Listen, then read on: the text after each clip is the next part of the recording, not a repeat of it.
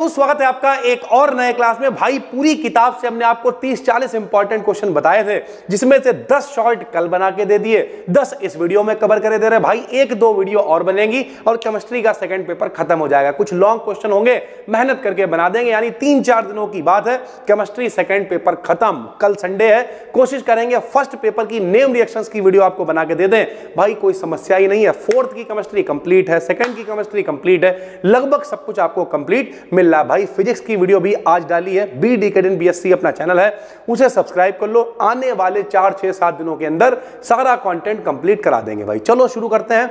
आज 10 और क्वेश्चंस उठाने वाले हैं सेकंड पेपर से। पहला क्वेश्चन है standard electrode potential, 9th class का क्वेश्चन है। मानक इलेक्ट्रोड विभव, भैया कोई धातु की क्षण होगी, उसी का विलयन लेंगे। जैसे अगर जिंक धातु की क्षण है तो इसी का विलयन ले लो, ZnSO4 के विलयन में डुबोएंगे। स्टैंडर्ड का मतलब मानक, कुछ मान के डुबोना पड़ेगा। तो टेम्परेचर मानेंगे 25 डिग्री सेंटीग्रेड, प्रेशर मानेंगे 1 atm, कंसंट्रेशन यानी सांद्रता मानेंगे 1 मोल प्रति लीटर। डुबो देंगे रॉड को। जैसे ही रॉड को इसमें डुबोएंगे, रॉड और विलयन के बीच में एक मेरे भाई वोल्टेज उत्पन्न हो जाएगा, जिसे कहेंगे स्टैंडर्ड इलेक्ट्रोड पोटेंशियल। इतनी सी बात है। ये लो भाई, जब किसी मेटल की रॉड को उसी के सॉल्यूशन में 25 degree centigrade temperature, 1 atm pressure पर 1 मोल प्रति लीटर कंसंट्रेशन वाले सॉल्यूशन में डुबोते हैं, तो उस मेटल की रॉड और सॉल्यूशन के बीच एक पोटेंशियल डेवलप हो जाता है, जिसे स्टैंडर्ड इलेक्ट्रोड पोटेंशियल कहते हैं। जैसे अगर जिंक के लिए हम लोग बात करें तो जिंक के लिए स्टैंडर्ड इलेक्ट्रोड पोटेंशियल की वैल्यू होती है -0.76 वोल्ट। हो गया भाई। शॉर्ट में आएगा आराम से आपने लिख दिया। एक एग्जांपल बता दिया कि जिंक के लिए 0.76 वोल्ट होता है। कितना आसान है भाई, आराम से आप लिख सकते हो। क्या है एक बार बता दो, जिस धातु की क्षण लेंगे उसी का विलयन लेंगे। धातु की क्षण को विलयन में डुबोया, स्टैंडर्ड है तो कुछ मान लिया, temperature 25 degree centigrade, pressure 1 atm, डुबो दिया भैया, उत्पन्न हुआ वोल्टेज जो कहलाया स्टैंडर्ड इलेक्ट्रोड पोटेंशियल। भाई ठीक है, कितना आसान है। दूसरा क्वेश्चन क्या है, जीटा पोटेंशियल क्या होता है? बहुत सरल है। यह सॉलिड सरफेस तथा सराउंडिंग लिक्विड की बाउंड्री पर इलेक्ट्रिक पोटेंशियल होता है। समझो, जब कभी अभी हम लोग आगे बात करेंगे सॉल के बारे में, कोलोइडल सॉल्यूशन के बारे में, कि मीडियम कुछ और है, जो उसमें डुबोया है वो कुछ और है। दो शब्द का इस्तेमाल करते हैं, डिस्पर्स्ड फेज और डिस्पर्सियन मीडियम, यानी माध्यम क्या है और उसमें डुबोया क्या। तो यहां हम बात कर रहे हैं कि कोई सॉलिड सरफेस है, उसके चारों तरफ क्या है, लिक्विड की बाउंड्री है। तो सॉलिड चारों तरफ अगर लिक्विड हो तो जो मेरे भाई सरफेस पे पोटेंशियल उत्पन्न होता है उसे जीटा पोटेंशियल कहते हैं। इसका यूज कोलोइडल डिस्पेंशन, अभी हमने आपको बताया कोलोइडल का मतलब ही क्या है, जहां पर दो फेसेस की बात करी जाए, एक डिस्पर्स्ड फेस है, एक डिस्पर्सियन मीडियम है। कोलोइडल डिस्पेंशन की स्टेबिलिटी मेजर करने के लिए होता है। जितना ज्यादा बढ़िया पोटेंशियल होगा, जितना अच्छा बॉन्ड होगा, स्टेबिलिटी उतनी ज्यादा होगी। इसकी यूनिट क्या होती है, मिली वोल्ट में से नापते हैं। हाई जीटा पोटेंशियल होने पर पार्टिकल्स के बीच स्ट्रॉन्ग रिपल्शन होता है। अगर जीटा पोटेंशियल की वैल्यू बहुत ज्यादा है तो रिपल्शन बहुत ज्यादा होगा, जीटा पोटेंशियल की वैल्यू कम होगी तो अट्रैक्शन बहुत ज्यादा होगा। भाई ठीक है, तो इस तरीके से चीजें चलती हैं। तो जीटा पोटेंशियल क्या है, कोलोइडल जो सॉल्यूशंस होते हैं उसमें अगर सॉलिड है और सॉलिड के चारों तरफ लिक्विड भरा हुआ है तो जो बाउंड्री पे पोटेंशियल होगा उसे जीटा पोटेंशियल कहेंगे। जिन लोगों के पेपर ऑब्जेक्टिव भी हैं, हम आपको सजेस्ट करेंगे कि आप ये जो 4-5 वीडियो हम दे रहे हैं, 10 क्वेश्चन हमने कल बताए, 10 आज बताए, इस बात की गारंटी ले लो, जीटा पोटेंशियल के ऊपर 1 या 2 विकल्प पेपर में आएंगे। भाई ठीक है, तो अगर आप ये 5-6 वीडियो को देख के जाओगे, हम भरोसा दिला रहे हैं अच्छे से विकल्प वाले पेपर भी कर पाओगे। भाई ठीक है, उसके बाद भाई 3 क्वेश्चन पेपर में कई बार आए हैं, मोलारिटी क्या होती है, नॉर्मेलिटी क्या होती है और मोललिटी क्या होती है। तो हम हमेशा एक डायलॉग बोलते हैं, जो घुलता है वो विलय, जिसमें घुलता है विलायक और मिला के बनता है विलयन। जैसे चीनी घुली तो चीनी क्या हो गई, विलय। पानी में घुली तो पानी क्या हो गया, विलायक। शरबत बना तो शरबत क्या हो गया, विलयन। ले यहां देखो भैया, वॉल्यूम ऑफ सॉल्यूशन लीटर में होना चाहिए। 1 लीटर में जितने मोल घुले होंगे सल्यूट के, सरल भाषा में 1 लीटर में कितनी चीनी घोली, वही कहलाएगी मोलरिटी यानी मोलरता। यानी किसी विलयन के 1 लीटर में उपस्थित विलय के मोलों की संख्या को उसकी मोलरता कहते हैं। यही लिख दिया। किसी सॉल्यूशन के 1 लीटर में प्रेजेंट सॉल्यूट के मोल्स को मोलरिटी कहते हैं। अगर भैया नीचे अब जो घुलता है वो विलय, जिसमें घुलता है विलायक, अगर नीचे विलयन ना लेके विलायक ले लें, सॉल्वेंट ले लें, तो 1 किलोग्राम में जितने मोल होंगे उसे मोललिटी कह देंगे। भाई ठीक है। नॉर्मेलिटी क्या होती है, आयतन नीचे 1 लीटर ही लेंगे, ऊपर ले लेंगे ग्राम तुल्यांक, ग्राम इक्विवेलेंट, तो थोड़ा सा परिभाषा चेंज हो जाएगी। किसी बिलियन के 1 लीटर में उपस्थित विलय के सॉल्यूट के ग्राम इक्विवेलेंट यानी ग्राम तुल्यांकों की संख्या को हम लोग क्या कहते हैं? नॉर्मेलिटी कहते हैं। किसी बिलियन के 1 लीटर में उपस्थित विलय के मोलों की संख्या को मोलरिटी कहते हैं, ग्राम तुल्यांकों की संख्या को नॉर्मेलिटी कहते हैं। और अगर सॉल्वेंट के 1 किलोग्राम ले लेंगे, ये देखो वेट ऑफ सॉल्वेंट 1 किलोग्राम, किसी सॉल्वेंट के 1 किलोग्राम में उपस्थित सॉल्यूट के मोलों की संख्या को क्या कहते हैं? मोलरिटी कहते हैं। बिल्कुल आसान है भाई, ठीक है। ये पीडीएफ आपको कहां पे मिलेगी? टेलीग्राम पे, अपना फ्री में चैनल है PDKDN BSc। 75,000 से ज्यादा लोग उस पे जुड़ गए हैं। इस समय पेपर आए हैं तो लोग और तेजी से जुड़ रहे हैं भाई।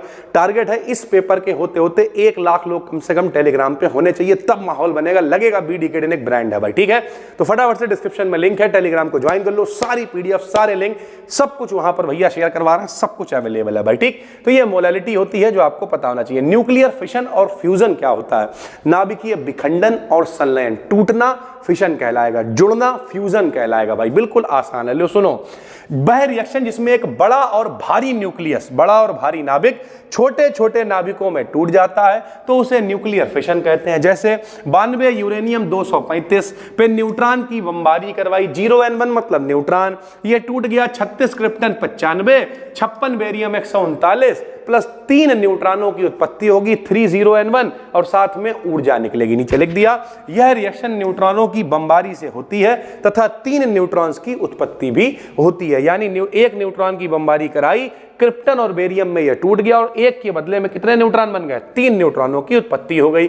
अगर हम कहें भैया टूटता नहीं, जुड़ जाता है, तो वो क्या कहलाएगा? संलयन यानी फ्यूजन। जब 2 हल्के न्यूक्लियस आपस में जुड़कर एक बड़ा और भारी न्यूक्लियस बना लेते हैं तब इसे न्यूक्लियर फ्यूजन कह देते हैं भाई, ठीक। जैसे यहां देखो भैया, ड्यूटेरियम के 2 हमने न्यूक्लियस ले रखे हैं, 1H2 1H2, दोनों आपस में जुड़े क्या बन गया? 2He4, एक स्टेबल न्यूक्लियस है। 2 छोटे छोटे मिलकर एक बड़ा नाभिक बनाते हैं तो इसे नाभिकीय संलयन यानी फ्यूजन कहते हैं भाई, ठीक। अगला क्वेश्चन क्या है? Solubility product. सॉल्युबिलिटी का मतलब ही है विलयता गुणनफल। जैसे हम कहते हैं AgCl, AgCl के अंदर कौन कौन है? Ag पॉजिटिव है, Cl नेगेटिव है। दोनों आयनों के गुणनफल को ही विलयता गुणनफल यानी सॉल्युबिलिटी प्रोडक्ट हम लोग कहेंगे। आओ दिखाते हैं भैया, यहां देखो, कांस्टेंट टेम्परेचर पर किसी वीक इलेक्ट्रोलाइट में प्रेजेंट आयन, कौन कौन से आयन प्रेजेंट है, के कंसंट्रेशन के गुणनफल एक कांस्टेंट के बराबर होता है, जिसे सॉल्युबिलिटी प्रोडक्ट हम लोग कहते हैं। आओ दिखाते हैं कैसे। हमने कहा माना एक वीक इलेक्ट्रोलाइट AgCl है भाई, लो AgCl टूटेगा, कैसे टूटेगा? Ag पॉजिटिव बनाएगा और Cl नेगेटिव बनाएगा। कंसंट्रेशन लिखने का तरीका क्या होता है? सांद्रता लिखने का तरीका ये होता है, ऐसे करके बड़े ब्रैकेट के अंदर लिख देते हैं Ag पॉजिटिव का कंसंट्रेशन, Cl नेगेटिव का कंसंट्रेशन, दोनों की गुणा क्या होगी? कांस्टेंट, कांस्टेंट Ks से लिख देंगे, कहलाएगा सॉल्युबिलिटी प्रोडक्ट भाई, यानी विलयता गुणनफल। बहुत इंपॉर्टेंट है भाई। जो लोग भी 6 सेमेस्टर के पेपर दे रहे हो, ये 2 नियम जो है इन्हें तो छोड़ना ही नहीं है, चाहे पेपर ऑब्जेक्टिव हो या डिस्क्रिप्टिव हो। ग्रोथस-ड्रेपर लॉ और स्टार्क-आइंस्टीन लॉ। स्टार्क-आइंस्टीन वाला अगली वीडियो में कवर कर देंगे, इसमें हमने ग्रोथस-ड्रेपर लॉ को कवर कर दिया। बहुत सरल है, लाइट के बिना फोटोकेमिकल रिएक्शन नहीं होगी। लो आपको दिखा देते हैं भैया।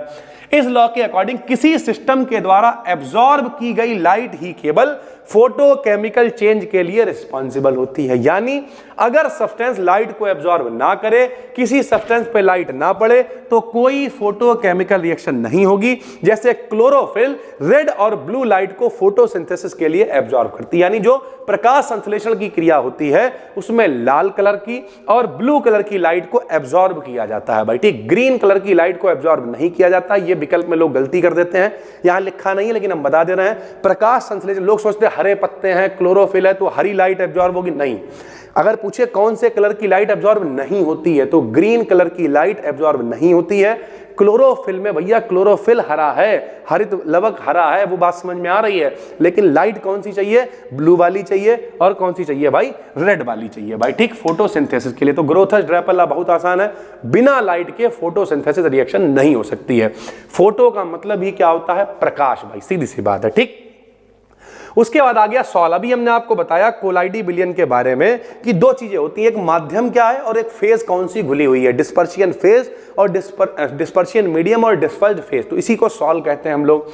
जब सॉलिड पार्टिकल किसी लिक्विड मीडियम में, अभी हमने आपको क्या बताया भाई, सॉलिड है और चारों तरफ क्या है, लिक्विड में डिस्पर्स्ड हो गए हैं, तब इस टाइप के कोलोइडल सॉल्यूशन को सॉल कहते हैं। कैसे होते हैं, हेटेरोजेनस। हेटेरोजेनस क्यों होंगे, होमोजेनस का मतलब एक जैसे, यहां सॉलिड भी है लिक्विड भी है, मतलब होमोजेनस नहीं है, हेटेरोजेनस है। इनके पार्टिकल का साइज 1 नैनोमीटर से 1000 नैनोमीटर के बीच होता है। टिंडल इफेक्ट शो करते हैं, ब्राउनियन मोशन शो करते हैं, रिलेटिवली स्टेबल होते हैं, परंतु इनमें इलेक्ट्रोलाइट्स मिलाने पर इन्हें कोagulation इनका करा जा सकता है। यानी अगर इनमें कोई विद्युत अपघट्य मिला दोगे, इलेक्ट्रोलाइट मिला दोगे तो इकट्ठे हो जाएंगे। कहते नहीं थैले में भर के जाओगे, थैले में, उसका तरीका क्या है, इलेक्ट्रोलाइट मिला दो भाई, ठीक है। इन्हें नेक्ड आई से नहीं देखा जा सकता, यानी बिना ऑपरेटर्स की सहायता से नहीं देख सकते हो, ऐसे नॉर्मल आंखों से नहीं दिखाई देंगे। ऑस्मोसिस क्या होता है, फिर सुनो, जो घुलता है वो विलय, जिसमें घुलता है विलायक, मिला के बनता विलयन। पतला विलयन बने तो तनु विलयन, गाढ़ा विलयन बने तो सांद्र विलयन। सबको पता है पतले से गाढ़े की तरफ चीजें जाएंगी, तो बहुत आसान है। किसी सॉल्वेंट यानी विलायक के मॉलिक्यूल्स का semi permeable membrane, semi permeable membrane क्या होती है, अर्धपारगम्य झिल्ली, जो सिर्फ विलायक को जाने देती है, विलय को नहीं जाने देती है। अर्ध मतलब आधी चीजों को जाने दे रही, इसलिए अर्धपारगम्य झिल्ली है। तो इस झिल्ली से होकर डाइल्यूट यानी तनु विलयन से, पतले वाले से गाढ़े की तरफ जाना ही क्या कहलाता है, ऑस्मोसिस कहलाता है। इसमें जितने प्रेशर की नीड होती है उसे ऑस्मोटिक प्रेशर कहते हैं। एक उदाहरण बता देंगे, जैसे absorption of water by plant root, जो पेड़ों की जड़ें होती हैं वो ऑस्मोसिस पर ही काम करती हैं भाई, ठीक। उसके बाद फोटोकेमिकल रिएक्शन क्या होती है, प्रकाश संश्लेषण अभिक्रिया, इसी का उदाहरण है भाई, लाइट की उपस्थिति में होगी। वह रिएक्शन जो लाइट के एब्जॉर्प्शन, लाइट का भी एब्जॉर्प्शन कौन सा होगा भाई, विकल्प वाले लोग सुनो, या तो यूवी लाइट होगी या फिर विजिबल होगी। यहां पे लिखा नहीं, हम आपको तरंगदैर्घ्य भी बताए जा रहे हैं। जो तरंगदैर्घ्य होगी वो होगी 2000 से 8000 एंगस्ट्रॉम के बीच में, इतनी तरंगदैर्घ्य होनी चाहिए फोटोकेमिकल रिएक्शन के लिए भाई, ठीक। तो वह रिएक्शन जो लाइट के एब्जॉर्प्शन, खास करके यूवी और विजिबल, और वेवलेंथ कितनी होनी चाहिए, 2000 से 8000 एंगस्ट्रॉम के बीच में इनिशिएट होती है, फोटोकेमिकल रिएक्शन कहलाती है। इसमें मॉलिक्यूल्स लाइट को एब्जॉर्ब करके एक्साइटेड स्टेट में आ जाते हैं, जिससे कुछ बॉन्ड टूटते हैं, कुछ नए बॉन्ड बनते हैं, और इसे ही हम लोग फोटोकेमिकल रिएक्शन कहते हैं। जैसे हम लोगों ने 10th क्लास में पढ़ी है प्रकाश संश्लेषण अभिक्रिया, फोटोसिंथेसिस। कार्बन डाइऑक्साइड हम लोगों ने श्वसन क्रिया में छोड़ी, पानी मिल गया जमीन से, भैया सूर्य का प्रकाश, HNO की उपस्थिति है, क्लोरोफिल की उपस्थिति है, क्या बना, ग्लूकोज बना, और पेड़ पौधों ने ऑक्सीजन बना दिया, जो हम लोग श्वसन क्रिया में वापस लेते हैं भाई, ठीक है। फोटोग्राफी में इस्तेमाल होता है सिल्वर ब्रोमाइड, जब इस पर प्रकाश पड़ता है तो यानी Ag मतलब चांदी बनती है, और ब्रोमीन का प्रोडक्शन होता है। आइडियल और नॉन आइडियल सोल्यूशन क्या होते हैं, या आइडियल और रियल सोल्यूशन क्या होते हैं, सरल भाषा में कहें, कोई भी टेम्परेचर की कंडीशन हो, कंसंट्रेशन की कंडीशन हो, जितने भी विलयन राउल्ट के नियम को फॉलो करते हैं उन्हें हम लोग आइडियल सॉल्यूशन कहते हैं। वे सॉल्यूशन जो राउल्ट्स लॉ को फॉलो करते हैं आइडियल सॉल्यूशन कहलाते हैं। इन्हें मिलाने पर एंथैल्पी, ऑब्जेक्टिव वालों के लिए, इन्हें मिलाने पर एंथैल्पी और वॉल्यूम चेंज 0 होता है। यानी आइडियल सॉल्यूशन की कंडीशन क्या है, डेल्टा H की वैल्यू 0 होगी। ये देखो, एंथैल्पी चेंज 0, यानी एंथैल्पी में कोई चेंज नहीं होगा, वॉल्यूम में कोई चेंज नहीं होगा। जब मिलाओगे, जैसे बेंजीन और टालुइन दोनों को मिलाने पर कोई चेंज नहीं होता, आइडियल सॉल्यूशन है। एथेनॉल और मेथेनॉल दोनों आइडियल सॉल्यूशन है। रियल सॉल्यूशन क्या होते हैं, ये सॉल्यूशन राउल्ट लॉ को कंसंट्रेशन की प्रत्येक रेंज में फॉलो नहीं करते, इनकी मिक्सिंग करने पर एंथैल्पी और वॉल्यूम में चेंज हो जाता है। मतलब डेल्टा H 0 नहीं है, डेल्टा V 0 नहीं है। एग्जाम्पल की बात करें, पानी में दारू मिलाओ, HCl में पानी मिलाओ, ये सारे के सारे रियल सॉल्यूशन है, आइडियल सॉल्यूशन नहीं है भाई, ठीक है। उसके बाद एक क्वेश्चन है इन्वर्जन टेम्परेचर। नाम से ही पता चला, इन्वर्जन वह टेम्परेचर जिस पर एक real gas Joule Thomson expansion के दौरान टेम्परेचर चेंज नहीं करती। जब जूल थॉमसन एक्सपेंशन होता तो एक निश्चित टेम्परेचर होगा जिस पे उस गैस का कोई टेम्परेचर चेंज नहीं होगा, उसमें चेंज नहीं आएगा, उसे ही हम लोग इन्वर्जन टेम्परेचर कहते हैं। इसके नीचे एक्सपेंशन होने पर गैसेस में कूलिंग होने लगती है, यानी इन्वर्जन टेम्परेचर के नीचे अगर टेम्परेचर चला जाएगा तो कूलिंग होनी स्टार्ट हो जाएगी। प्रत्येक गैस का एक इन्वर्जन टेम्परेचर होता है। विकल्प के लिए बहुत इंपॉर्टेंट, इन्वर्जन टेम्परेचर का फॉर्मूला है Ti बराबर 2a/RB, Ti बराबर 2a/RB, जिसमें A और B क्या है, A और B van der Waals intervals constant है और आर क्या है भाई, गैस कांस्टेंट है। ठीक है, तो ये बहुत इंपॉर्टेंट है। 10 क्वेश्चन हमने आपको टोटल भैया टेलीग्राम पे सब कुछ पढ़ा हुआ है, वीडियोस लगातार ला रहे हैं। कल संडे है, कोशिश करेंगे एक बड़ी वीडियो आपको दें जिसमें लॉन्ग क्वेश्चन हो। एक बात याद रखो, सेकंड सेमेस्टर है, फोर्थ है, सिक्स्थ है, जो है सारा कंटेंट इकट्ठा है, बस आपको पढ़ने की जरूरत है। मन लगा के पढ़ोगे तो माहौल बना दोगे, सब कुछ पढ़ाया हुआ। जो दिक्कत है, जैसी दिक्कत है कमेंट करके बताओ। कल संडे है, हम कोशिश करेंगे आपकी समस्याओं को और सॉल्व कर पाए। कुछ लोग बॉटनी के लिए कह रहे थे सेकंड सेमेस्टर की, कल वीडियो मिलेगी। फोर्थ की जूलॉजी के लिए कह रहे थे, कल वीडियो मिलेगी। आज रात में यही सब कंटेंट पे काम करेंगे बैठ के। तो नए हो चैनल को सब्सक्राइब कर लो, डिस्क्रिप्शन में फ्री लिंक है टेलीग्राम का, BDKDN BSc ज्वाइन कर लो, वरना सर्च कर लेना, सीधे सीधे मिल जाएगा। जिसपे 75,000 लोग, लाख निकल गया, शायद एक दिन ऐसा आएगा 75 लाख लोग भी जुड़ेंगे। खैर, जिसपे 75,000 लोग जुड़े हुए हैं वही रियल अकाउंट है। ये हम इसलिए बोल देते हैं क्योंकि बहुत सारे फेक अकाउंट भी लोग बना लेते हैं। इन सब चीज़ों से बच के रहो। फिर मिलते हैं, तब तक के लिए धन्यवाद।